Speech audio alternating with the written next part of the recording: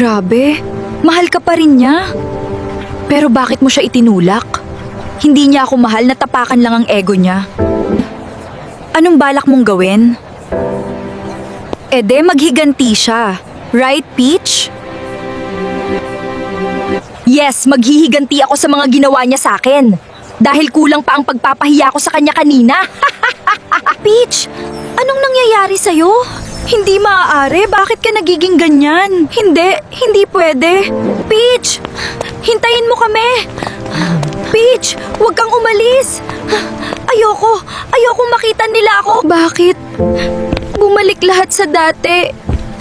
Akala ko, tapos na ang paghihirap ko. Lola? Ako nga, Peach. Ano pong nangyari? Bakit bumalik ako sa dati? Dahil natuto kang maghiganti.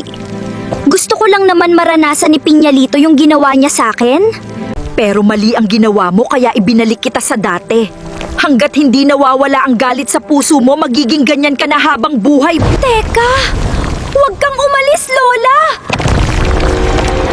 Mali ba talaga ang ginawa ko? Ano na gagawin ko ngayon? Si Piñalito? Dapat ko siyang makausap rin.